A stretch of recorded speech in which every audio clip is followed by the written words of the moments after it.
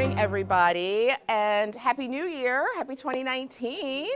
It is so exciting to have like a full house, to have all you here on our snowy Monday. I was with the Encore team just now, which is why I'm a few minutes late, and we are talking about scheduling because 'tis the season, and we were joking saying happy first full day and last day of this wonky week.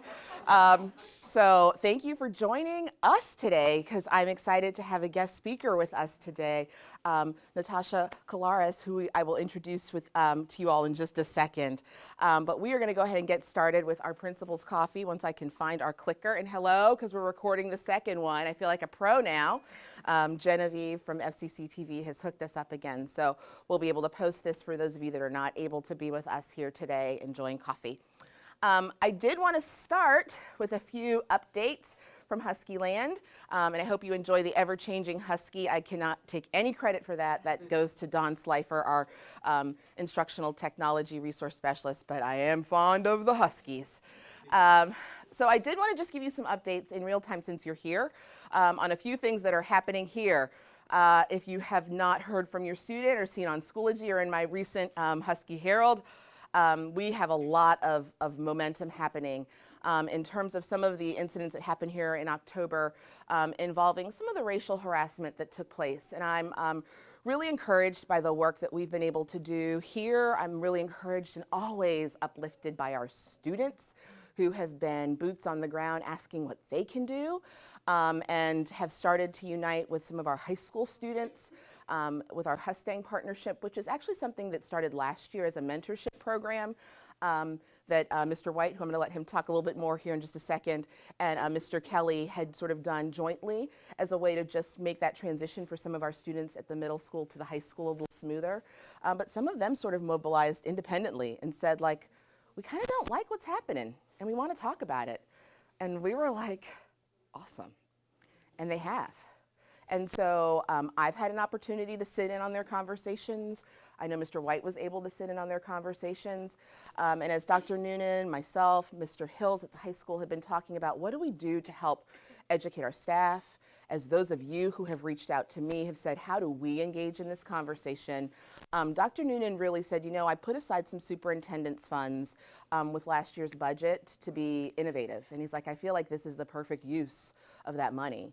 And so he has reached out and secured some consultants for us as a school system to use in this process to help us shape some education and outreach efforts. So I'm gonna ask Adam, you have to come up here with me, Adam, because I got this fancy thing here. So those of you that don't know Adam, many of you do. He's been here longer than me. Yeah. Adam White is, we kind of took him back. He was part-time at Mason last year, part-time here, special educator, dean of students next door, but he's all ours now. Dean of students and special ed administrator here. And he's going to work in tandem with Sia Knight, who's his counterpart at the high school, to do some exciting work around leading the work with our secondary race action plan. So you got to hold this. Okay. All right. Do you want the whole thing? Yeah. We can be attached. That's fine. Obviously we've started some of the groundwork with getting some of the students together. That's been a very natural process as the students have kind of reached out to us to say, hey, listen, you know, this is something that we care about, that we hear about. Oh, sorry. I'll even clip it up top here. But that's something that they care about and that they wanted to kind of take action on immediately. And then obviously us as a staff, we've also come together to kind of talk about different things that we're seeing within the building and some like pretty much how do we react to some of this stuff in real time as it's happening right now. The next step that we're also looking at doing is, like we said, bringing in some of the outside consultants. We're also looking at bringing together some of the parent groups to get them together to have conversations. So that way we're kind of looking at all the different stakeholders to see what the different angles are, what their different experience is with it. And then hopefully as we kind of develop those smaller groups is one of the things that the consultants will do is hopefully help to kind of bridge those different stakeholder groups then too, to kind of come together to have larger conversations and kind of share back what we found through those conversations and kind of where we see some of the larger areas of concern, where we see, hey, we need to take some actions right now, or where we see, hey, this is going to be an ongoing conversation and an ongoing process, and you know, it's going to be something that is going to change, and obviously it's not going to be something that just we can do or just the kids can do or just you guys can do. It's a larger issue that it's going to really take all of us kind of coming together to kind of take a unified approach and a unified front against some of this stuff. So I think that covers a lot of it. And Catherine's here, so we're excited about that too, because we're actually, I know the elementary school has had a real Yes. strong interest in this work too, and that's the plan, is that it will become K-12. And I know Rachel Hamburger Yep. has joined this effort too, to be a part of that, like how do we get the elementary voice involved in this dialogue too, so. Yep. Yeah, and The see it planning tying in, because obviously a lot of this has started within the middle school, but as our conversations kind of progress, we've learned it's obviously not something that's isolated to just the middle school. We've heard from high school parents, from elementary school parents. A lot of times it's, hey, yeah, we've experienced this, throughout our time, at different times throughout my child's, educational experience here. So it's trying to identify and what that looks like at the different levels, and what some of those interventions or talks might look like. So yeah, we're excited to kind of hit the ground running here. We're excited to bring in the Williams.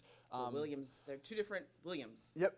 Yeah. So Yeah. one of them is going to be focused primarily on helping kind of our groups and our conversations and running that, and then the other Williams is going to be looking more as a district and kind of drilling down into where where we see some of these inequities in the district, whether it be through language and actions by students, or whether that be through programs that we're offering, or just kind of looking at it more holistically than just kind of working with the students directly and what we see from the students. So I'm excited to get started. I know we're bringing everybody together, and it's happening pretty quick. So we will definitely be sharing out information through these meetings, through our Husky Herald, to kind of let you all know where we are in the progress, or how you guys can help. And obviously this will start to expand as we get a little bit bigger with some of the groups. It's just right now we're kind of building these pockets and then bringing them all together.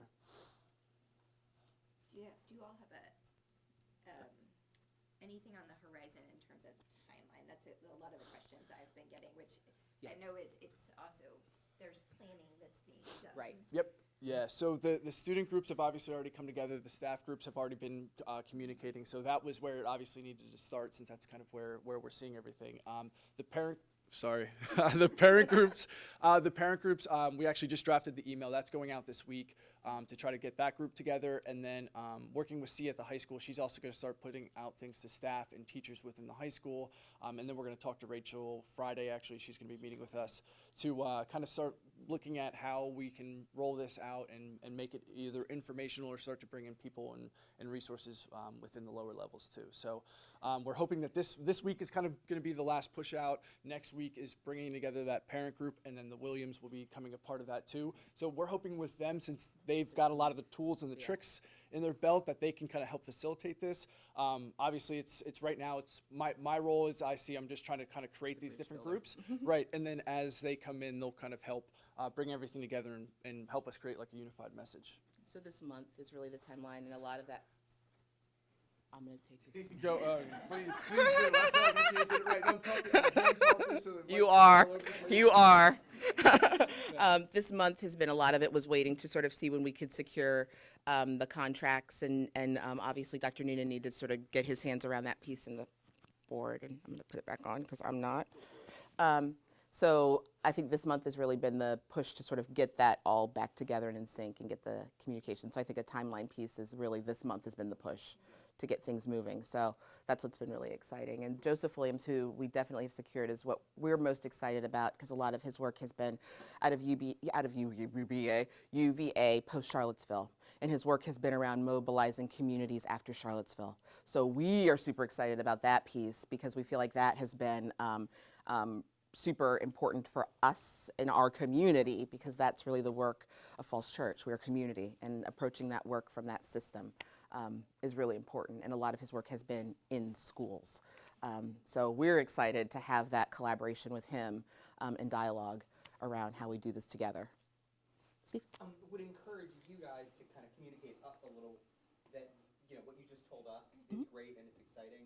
And it's still a little bit vague, which, because kind of figuring out as you go along. It's a little grassroots. That's, Yeah. It's all, everything is fantastic, but to push this information out throughout the whole system, because we're hearing the same thing. When we know something bad happened, we don't know what that, and even though you don't have the answers now, you're starting this process. Yep. In the same way Dr. Noonan sent out the thing about yesterday about this is how we make a decision to close the schools. Something similar like that might be appropriate here, so that might be something you would want to share. Sure. Thanks for the recommendation. We're hearing that from our elementary Yeah. community a lot. It's burbling, and we can say, we know there's something going on, and it's great, trust us, but, Good feedback. Can I talk about something fun?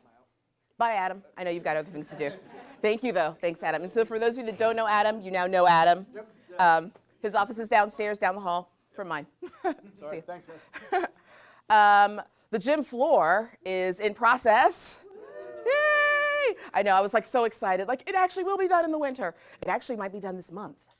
They have been like double time efforts downstairs. So it is going to be a rubber synthetic, so we did not go with the wood. So it will actually be done quite faster than we had anticipated. And after going to visit in December, we all were like, this looks great. The durability, we don't have to worry about tape and tarp. And so we are excited. Coach Coffin, I thought, was going to do backflips once he saw it. And so we are good to go. They are actually down there every day, doubling down cement. And they said next week they will start laying the floor. So we are hopeful. End of the month. End of the month. No more snow. End of the month. And then lastly, for those of you that have been following the budget process, Dr. Noonan did present his recommended budget to the school board, which followed the city guidance and is within budget recommendations. He is advocating for, which we all are in full support of, the STEP and the COLA for staff. And we did put in some additional requests and needs that sort of support what we see align with our strategic plan and our needs as a school and as a school system. And then there are pages of budget documents available for you to see sort of our school operating expenses all the way down to those recommendations that I've made and that have been made throughout the system in terms of needs. So we're hopeful that maybe some more funding comes from the state. And if so, we might be able to fund some of those additional requests. But if not, I feel like we're in good shape here to carry forth a lot of the good work that we started. So I'm super optimistic about what next year has in store as we bring in those of you that have fifth graders. 641. We're ready. 641 is our projected enrollment. Rainey. Yes. Mm-hmm. Yes. Mm-hmm. Yes, good question. So we are actually going to be offering, oh, I'm so sorry. The question was, will we be bringing intro to sign language, since that was something that was recommended and approved by the school board as a course offering for next year as a high school credit course? The answer is yes. It will be offered for credit for students in grades 7 through 12. 7 through 12. So it will be a full high school credit, a 1.0 credit class. So students will be able to access it starting in grade 7 up through grade 12.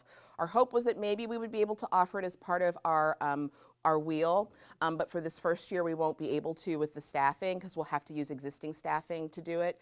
So we will be able to offer it though for 7th grade students. So contingent upon how many students select it, we'd be able to offer that in tandem like we do with some of our other languages with shared staffing at the high school. You're welcome. Okay. All right. Those are my updates. I'm going to shift to why I think we're all here today, okay? One of the things I've tried to do a better job of this year when I'm meeting with our staff, and I wanted to do it with you all too, because I think it's important to ground us in our work, is to start off with how all of the things that we are doing connect back to our division triennial plan and connect back to our action plan for our school. So we're making sure that everything we're doing and learning, they can see and we can all see our connection to that big picture as a system. So I'm doing that for you all today. I'm modeling. So our division triennial plan has a goal for community engagement. It's priority 5 in case you haven't memorized the 100-page document that exists. And that aligns with the goal of deploying best practices for teaching and learning. And strategy in there is that we have community engagement events with families and community members. That's you all.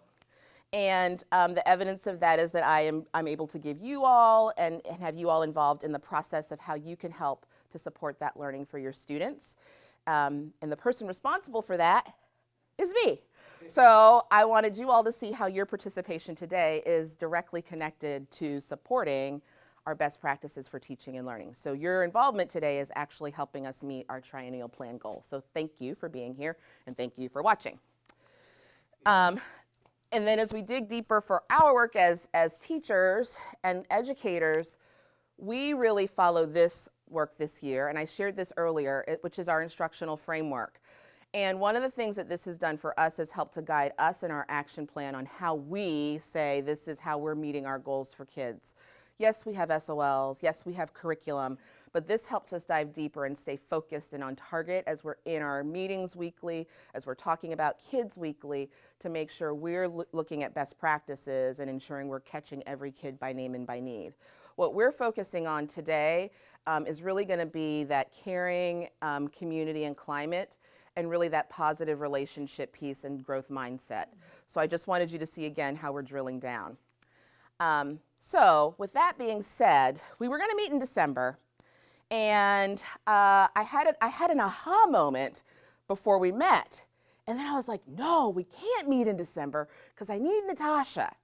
So let me tell you a little bit about Natasha and how Natasha and I know each other and why she's here today. So Natasha and I have known each other now going on 2 years.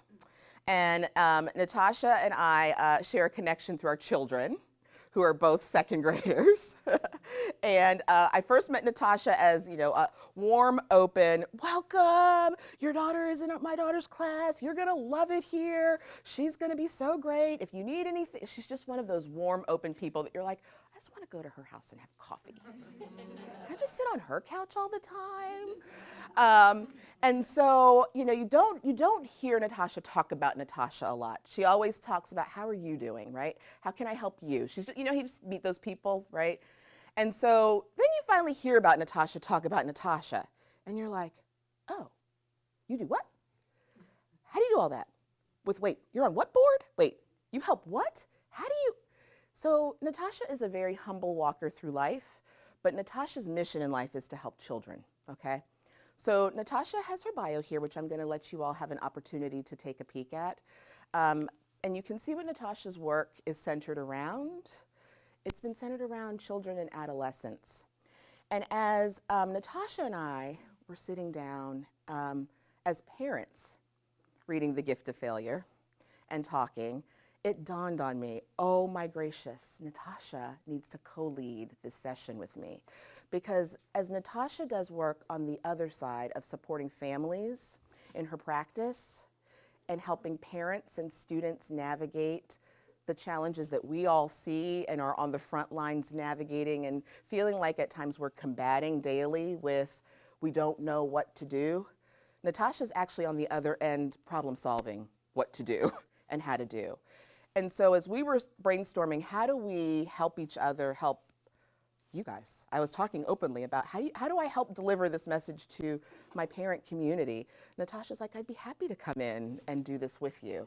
So it just so happened the date in December didn't work. So that's why the date in January worked. So I'm so grateful that Natasha was willing to be here with us today so that we could talk together about how we can process the reading. And if you haven't had a chance to go fully into the reading, it's fine. I think there are enough nuggets that we're going to be able to give with you today, and excerpts that we've pulled that I think will help us all as we talk about the richness in this book. Because as I picked it up to reread it in preparation for today, I again reflected from my lens as a parent, but more importantly, from my current lens of where I feel like we're living at the semester point with your children. So welcome, Natasha. Thank you. And Thank we are you. so happy to have you here. Thank you. It is an honor to be here. Thank you all for having me here this morning. I think Valerie must think that I'm coming in with some answers. I'm coming in with more questions. All right, so that's my goal today, is more questions. Because I think sometimes when we ask ourselves, why do we as parents do X, Y, and Z? We kind of really look at ourselves. I love the way the author said she lives in a glass house with dirty windows. And I thought, I live in a glass house with really dirty windows, but this year I've got my Windex and my paper towel because I'm going to clean some of those windows. And that's a goal I have as a parent. So I'm going to ask some questions as we move through today. Let's get the Windex out, right? Let's get the paper towels out, and let's see how much of this is really us that we unintentionally unintentionally are imposing upon our kids and how much of it is society around us. So I look forward to some really rich conversation this morning. Again, I didn't come with answers, I came with more questions, so I hope that that's okay for you guys. We can get started. All right. So I have some questions that I want you all to process here, and we're going to be kind of like speed dating sessions at your tables. So there are 4 excerpts that I've pulled out of the book that I want you to spend some time just talking in your table groups just to prime our thinking about the book and to reconnect with it a little bit. So if you could take a minute to read this quote, and then I'm going to give you about 3 minutes at your table groups to share some ahas about the quote that you see on the screen. Yes, ma'am. Your next reflective table talk question. Talk about a quote that's pretty relevant for what we are living.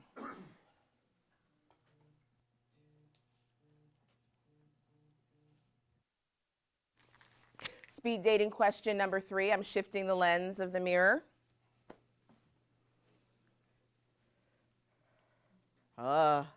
Sorry, that one's uncomfortable.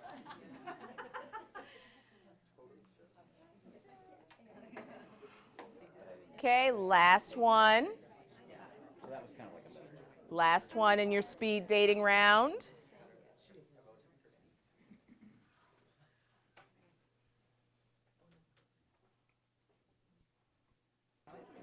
So I'm going to have Natasha come back up here with me. Natasha, look, this is going to be the hard part.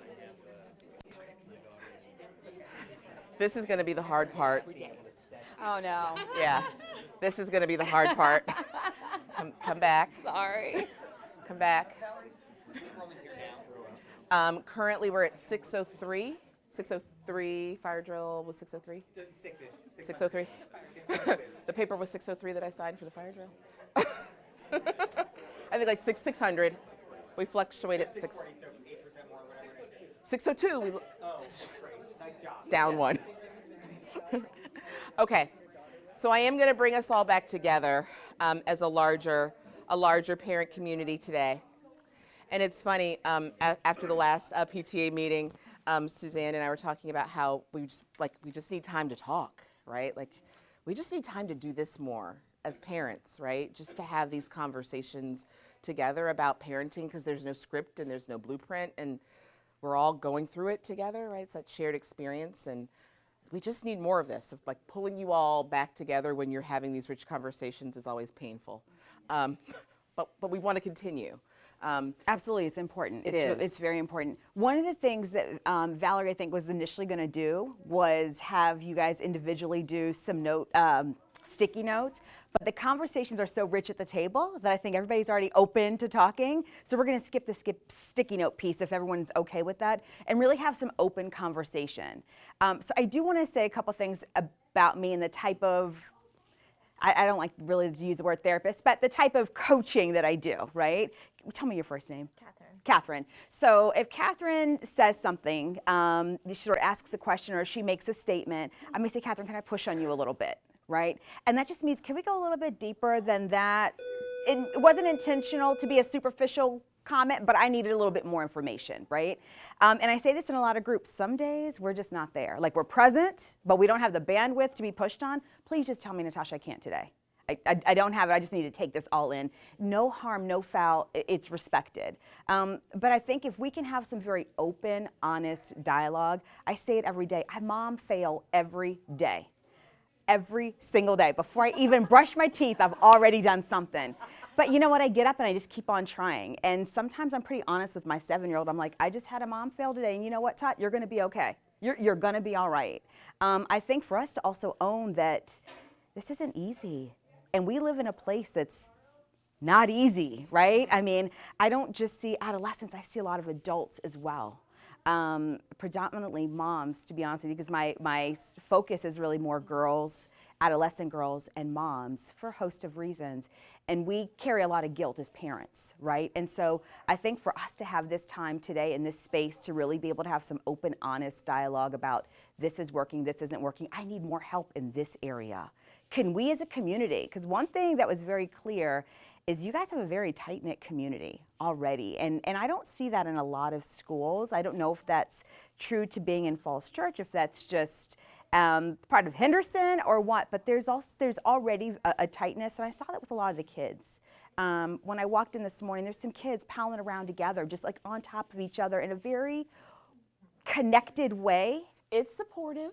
In a very it was a very connected, yes, it was very healthy. It was very healthy, it was very connected. It was, it's important to see, right? Because we want to be confident and connected in the spaces that we're in.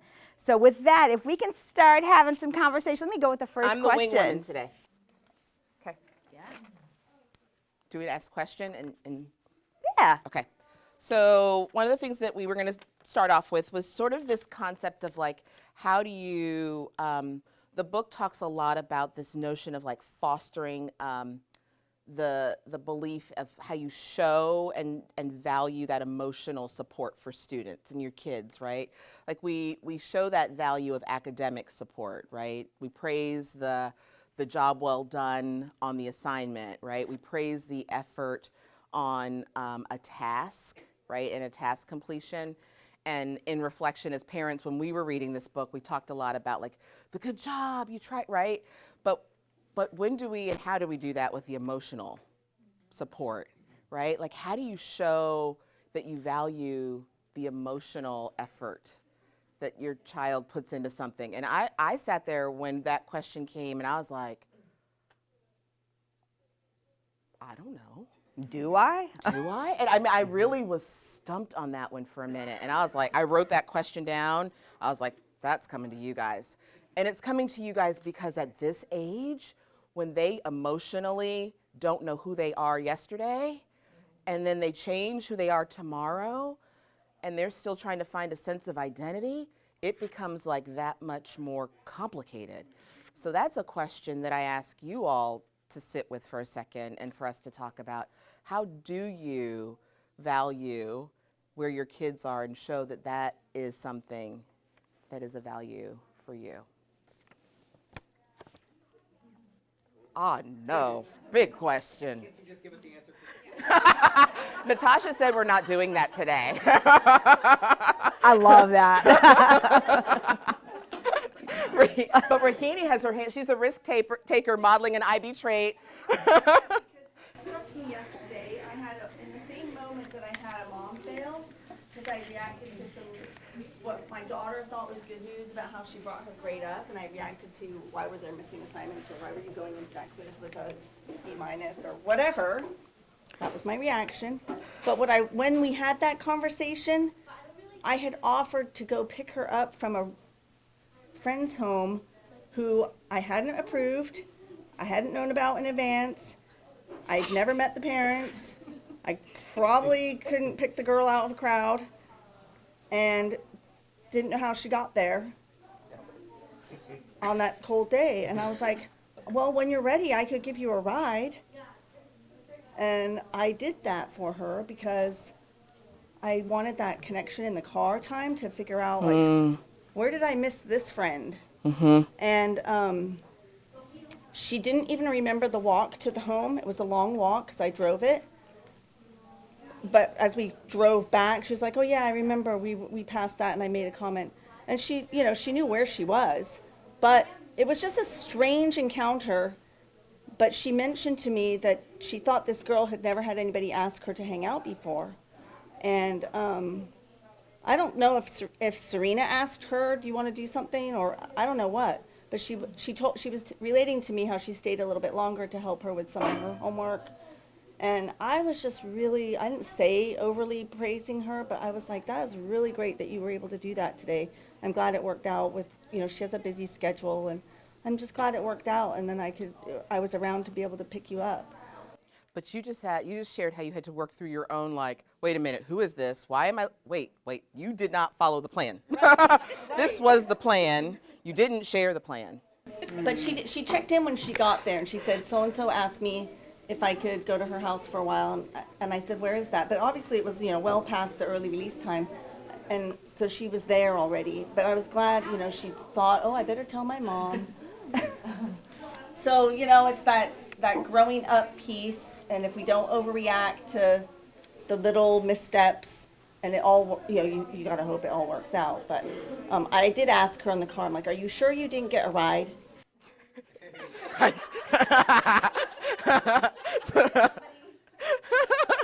Still doubt. I was thinking, because Christina's very good at this, but she tends to tell you when your kids do something nice in the world. I just have to stand by you. Yes, because I need a microphone. So I think that's a good thing too. Like, we don't often see our kids being like a nice situation, so to share that I think is a good idea, and you are always good at that, so it's nice. That is extremely important on many levels. It really is. And I think, it's not just the kind word and really paying attention to when someone else's child is doing, because so often all we see is what they're not doing, right? I mean, it's how'd you get there? You sure? It's all these things running through your mind. And so when we can stop as a community, right? That's the connectedness piece. We can stop as a community and be able to say, you know what, I saw your kid do X, Y, and Z. It really does go a long way. It goes a long way, I think, for us as parents. We're like, you know what? They actually do. What we teach them at home, they're actually practicing outside, right? I mean, it's what you hope. And that the EQ is extremely important. Kindness is extremely important, particularly at this day and age. When we turn on the TV on any given day and all we see is everything unkind, right? And at this stage, I love the way Val said, our kids at this level in middle school, you're right, they don't know who they were yesterday. They don't know who they were 5 minutes ago. And then the social media piece adds a whole nother layer and level to that, right? Fake book is what I call it. It's not Facebook. And people are like, why do you call it that? I'm like, well, okay, so I just posted a picture, right? My husband and my baby, and we look so happy. We're at the beach. And so when you look at it, you're like, oh my gosh, she loves her husband. The marriage is great. The kids are great. Meanwhile, I almost threw him out of the kitchen. I almost drowned her in the ocean, right? But you saw a 3-second snippet of what appeared to be great. So we're adults. We can filter through some of that.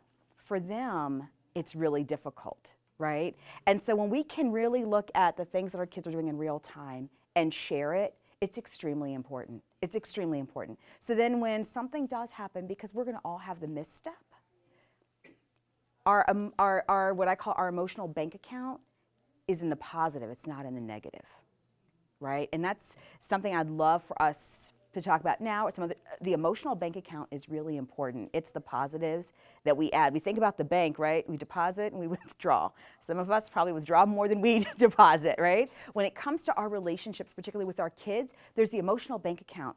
How many times are we making a deposit? We know as parents we have to withdraw.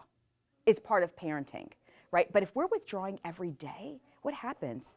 We're in the negative. At some point, the bank's calling you and saying, we're shutting you down, right? We don't want that. Our kids shut down. It's the same thing. So how are we depositing, right? How are we adding those deposits on a daily basis or a weekly basis? Because we know that the withdrawals have to come. How are we talking about the character? How are we talking about the effort?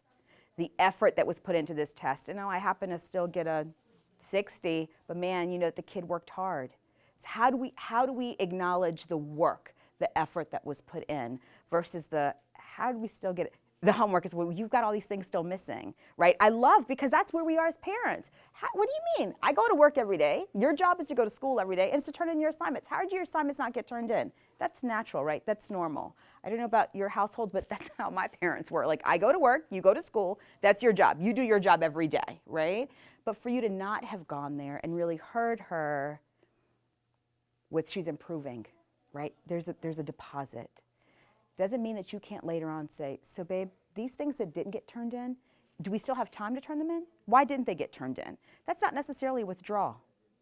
It's not necessarily withdrawal, right? It's also how we do or how we frame things. I think we can say a lot of hard things and it doesn't have to feel like a withdrawal. It can feel like just a transaction. Not a positive or a negative, but just a transaction, okay? Who else? What else? Do you want to move to the next question? I could talk all day. I have A question? I've been thinking about when kids experience disappointment, and I know, like my son, I feel like might respond with more anger or blame someone. Whereas my daughter, I feel like, will respond with sort of anxiety and panic about something. And I've been thinking about how do I come alongside them and hear their heart and not just dismiss what they're feeling or just move on to the next thing. Because I think it's important to probably process a disappointment or a hurt, but I feel like we're too eager to just say, well, that's not that big of a deal, or we got to move on to the next thing. Through our lens. Yeah. Like honoring their Emotion. emotion of where they are versus like where we can see they need to get to. So can you give me like a real specific example? Give me your daughter, because I like the anxiety piece. I mean, I don't, it's not that, but you know what? The reason why is because we That's can a work, therapist. we can work around anxiety, right? So could you give me just a small example? It's not going to out her all the way. Sure. I mean, I was working on a sea creature project and trying to figure out how to get some moving parts. And Are you all it talking was about a- the sea? Everyone's got anyone else? Sea creatures. Sea creatures. And I think part of the anxiety was that it was a bigger project that she had ever undertaken. Right? Sure. It required a lot of time management, which she's not terribly skilled at. But she also had a vision for what she wanted and couldn't quite get there. And so it resulted in a lot of screaming and crying. Did she complete the project? Yeah.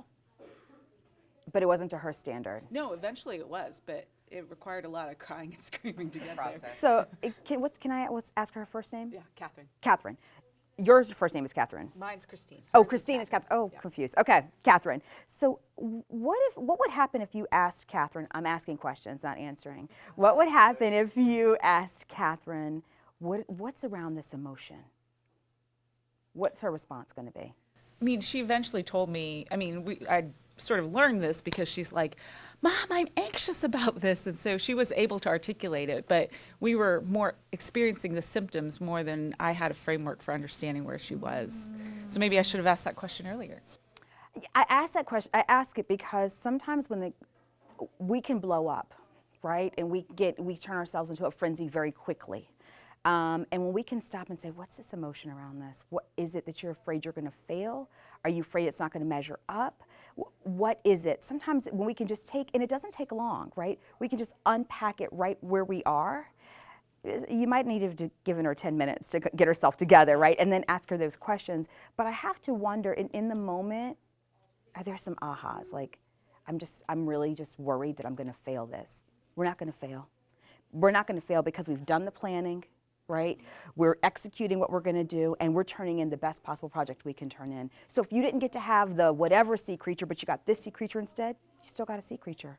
It's going to be okay, right? And so it sounds so easy. I know I'm making it seem like it really, but really, it really is. I think sometimes, right, it's the de-escalation, absolutely. Sometimes, and then we as parents, we don't realize, if we say, it's going to be fine, it's all right, and we just kind of trying to move through because we don't want them to be upset, that only festers more, right? So then the next thing that might even be smaller than this, it's blowing up because we didn't really deal with the sea creature situation, right? So that's kind of festering in Can there. I just jump in for a second? Yeah. Because I'm looking at Mr. Sowers, and whenever he makes this face, I chuckle. Did I say something wrong? Oh, no, only because Mr. Sowers, is this sort of what you see when you're working and processing? Those of you that don't know Mr. Sowers, our 8th grade counselor who's with us today. Do you see this when you're processing and navigating students over the years? Yeah, there's a great YouTube video.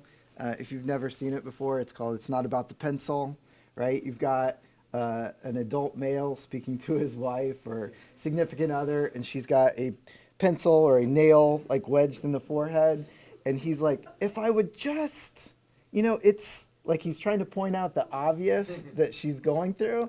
And she's like, you're not listening to me. You don't understand. And it's like he has to become like empathetic to just sit in the moment, listen, understand what that person's going through for him to try to relate. So what I always say to parents all the time, when students come in and if it's like they had a full meltdown over a pencil that broke, right? In our scope and sequence, when we try to process, really? You broke a pencil? Like, that's not the end of the day. It's not the end of the world. You could have asked a friend. We always try to, problem solve for them, right? But instead of being present and just kind of listening and being like, man, that sounds like that was a really hard class for you. what did you do, right? So you're present, you're in the moment, instead of trying to problem solve, which is what we do as parents all the time. Absolutely. And sometimes that pencil was the next situation after the sea creature situation, right? Whoever this teacher is with the sea creature, I'm so sorry, because I keep talking I know about who the it. sea creature Right. is. It's all of them. I know. Sorry. It's all good. Sounds like We're at the it's semester. stressful. What was your next question? Was there anything else around that? I just want to be mindful of time. I do too, and it is almost 10, so I know if some of you do have time commitments, we are over, but I know Natasha is willing to stay. We can keep going, and FCC TV, if you've got a roll, you're good? Okay, so we're happy to keep going, but if you do need to scoot out, we understand, but we're happy to keep going. If you have time to take questions, and then we can go to the next yeah, one. Absolutely, we'll take these three, yeah. The thing that kind of was powerful there, supposed you to be. said, you know, it's the best possible sea creature. Well, there's a lot wrapped up into, you know, best possible.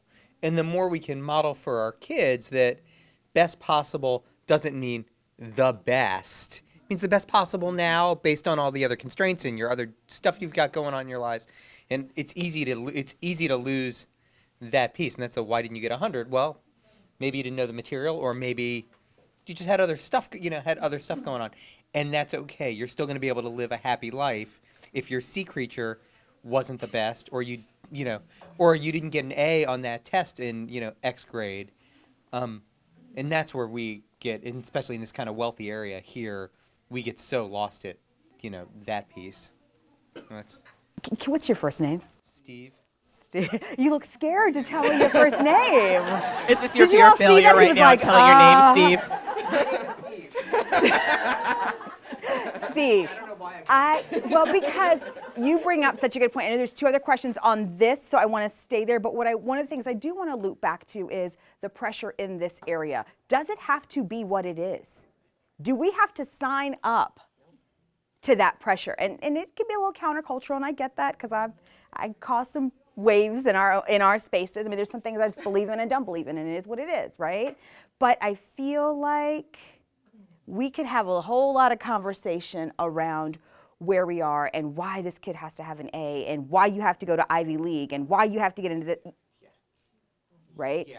And so I do part-time work in my off time, whenever that is, at Dominion Hospital, inpatient and outpatient. And the only reason why I go there is not an independent school, day school, boarding school, public school, that I have not had some representation from all of them. And at the end of the day, it's the stress and the anxiety that is undue that we put upon our kids. And it's not coming from, it's not coming from inside the building. It's not coming from inside Mason next door. It's coming from, it's coming from us. I appreciate that honesty. Okay, so I hope people are going to be here till lunchtime. We can order in lunch then? Well, I don't have a budget for that, but I'm happy to order lunch if we want to stay. There were two other questions. Oh, I'm sorry. Which way are we going? Just Which a one? really quick question related to that. So what do you do when you have a daughter who is such a perfectionist that the best possible sea creature and is not an acceptable response because it needs to be the best that she could do, and she's so internally driven that I very consciously don't push her because she is so driven. I would be interested to understand what's under it, right? Like, so we all have our different things that motivate us, that drive us, but what's there, right?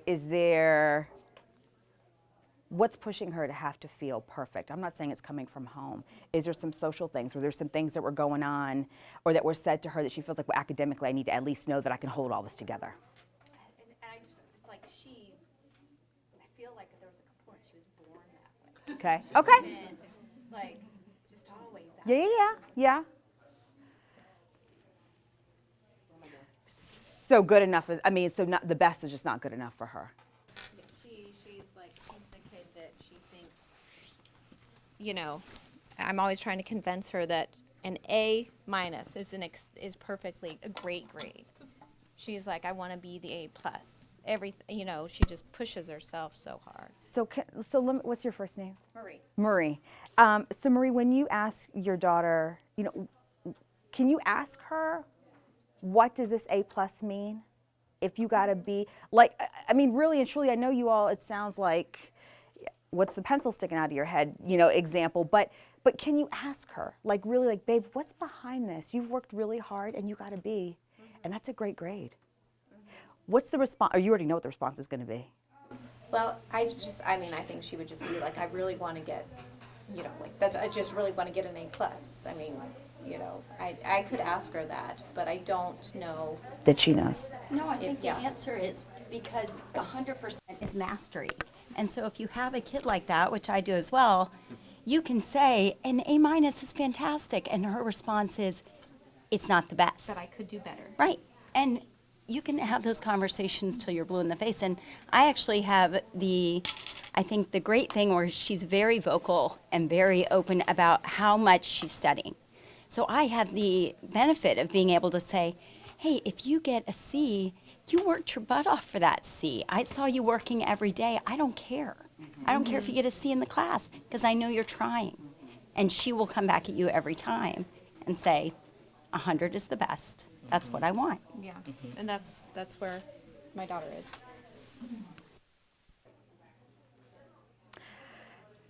I do agree that there are some of us that are born driven, just born with that drive. But I guess I believe in, some of the work that I've seen with some kids, and the majority of the perfectionist piece I see more with girls than I do with boys. I don't know if that falls true for you guys in your family systems, but for whatever reason, it's more of is yours a girl as well? Is yours? Yeah. So I see a lot of it more with girls. Firstborn? Why couldn't y'all have had a boy first? I mean, we fixed the problem. My boys like that. The paper was balled up and started again. And it's bad, and I'm going to tell you from a parent coming through here, he's graduated. George Mason is better support for those kids because they will eventually hit their wall. And it was painful, it was hard, and I'm still in recovery, but he's about to graduate from college. And it's great. And I have a 5th grader coming up, and she's night and day different. The other ones are the other two in between are their own little people. But that perfectionist kid, highly gifted learner, doesn't have what he needs until he gets to the IB learner, IB diploma challenge, and really hits his stride. This is my kid. And still, there wasn't enough at George Mason resource. And I didn't know that we didn't have enough support for him to do what he needed to do. And I would just say that to the school system, we need to watch out for those kids because The highly gifted that is just. my next door neighbor fell off the rail. He went into drug, he went into. Do you mean like you're referencing mental health Yes, he supports? was a highly gifted violin prodigy, and he was a couple years ahead of my son, and I didn't even know this was going on until, we shared neighbor stories, but he was a twice accepted kid. Mine was just my kid, and he didn't make it through he graduated early to get out of the house and got, he just had to go a whole different route, and he struggled, but he's kind of back into life. But my son didn't fall into the wrong crowd, had some resilience, I think, from military or whatever, Boy Scouts, and he found his niche finally in Cyber Patriot for his computer thing. But we have got, as a community, we have got to watch out because his comment to me was, if you're not in a varsity sport, you're an outsider looking in. And I think as a school system and as a budget with our resources, I know that has been like the priority, right? We need to watch Around. out for them. If they don't have that group, like you talked about the connected people coming into this building and the kids are connected, it's the ones that aren't. And Well, it's and- not like they're going to go shoot up a school, but they are struggling to feel Yes. like they belong. And let me it's just hard. say this, right? Dr. Joanne Deek has done 1,000,001 books, and most of what she does, How Girls Thrive, confidence, competence, and connectedness, right? So I just wonder, I guess my question back, and we can talk about it offline, is, are the other two, so this is competence, right, with the grade piece. Is the confidence there, and is the connectedness there, right? Are you seeing some success in both of those areas as well? Because I've got to wonder if we are, right? it may look like we are, but are we really? So I'd love to loop back and have a conversation with you if that's okay, like offline. You had your hand up. We'll take this one as the last, and we'll shift to the. Okay. Mine's not a question, I'm but sorry. a comment. It's going back to Oh, good, because Christine's- Steve was putting me on the spot there. Going back to Christine's example with the sea creature and the anxiety meltdown, and I think it's so important for us as parents in that moment to pause and sometimes also just allow the emotion. Because I think what happens is we see our kid melting down, we automatically, our anxiety goes way up, and we think, what have we done wrong, or how do we, we feel responsible for fixing it, and I think that sometimes they're just also blowing off steam, and we all do that, but we don't always let our kids do that. And I think that, and again, we have to look at ourselves, how are we reacting? I think if when we don't pause, it kind of all comes up, and then all of a sudden you're in this moment with them. But you have to think about, sometimes they're in school all day, they have this regimented schedule, and they have to keep it together. Then they come home and they're working on this project. And sometimes I think, just letting them just get it out. And because, we all need that. We all need a valve to and just allowing them that space. Absolutely. And validating it, Absolutely. I think it's a great point. They are holding it together for so many hours. And for some of our kids, it's even more of a challenge, right? If we've got, a little one that maybe has got ADD or ADHD, they really are holding it together, and they are putting their best foot forward. And you just think by the time they come home, they're done. They're completely tapped out, And so the small, I'm not minimizing the sea creature, right? But the small thing just, that's it, right? But it's the pencil, right? Like it's broke, right? But other things have happened throughout the day that maybe we don't know about, maybe administration. I mean, it could be small things by the locker. I mean, kids are kids, frontal lobe's not developed for a long time. Exactly. But distress tolerance is real, and allowing them to sort of work through the emotion and being okay with that. You're right, because sometimes we can get on that roller coaster with them, and whoa, that's a bad scene, right? That's bad for everybody. Absolutely. Val, there's another question. Here. I'm sorry. It's 10:15, Natasha. Okay, I'm sorry. It's 10:15, Natasha. What would you like for me to do? I could be here. I could cancel my 12 o'clock appointment. I'm at 1 o'clock, and we keep rolling. We're done, Natasha. Okay. Okay, but here's what I'm going to suggest, right? And I was sort of like whispering and like, is this thing on? I don't know. We're gonna figure out how we do this again, right? Because I had the PowerPoint's off. Like we're so off script at this point. Because I was going to bring up like our next book and our series, but I feel like this is what we need to keep doing more of. Are you all feeling this too? Right. So Natasha and I will talk. Suzanne and then Steve is our incoming PTA president. We'll talk. This is what I think I'm seeing the evolution of this turn into. Is we just need more of this, just more time to talk, process together. Because as she was talking, I was in my mind even like, oh, our bark bucks need to morph. So I'm even getting ideas as you're talking about how we do things to celebrate the effort, right, and give the moment of pause. So is that okay with you? Okay. Sorry, you all watching, don't get a vote. They said yes. Thank you, Steve. So Natasha is here though, and around. I'm gonna pass out her bio and her information for you all so that It's you all have that. lies. Don't read it. See, I told you when I met her, right? Don't you want to go have coffee at her house too? Come on. Her little Tatiana is adorable. So we are both here. Thank you all so much for coming today and for being here. You know how to find me. Soon you'll know how to find her. But thank you for your time today. Thank you. Thank you.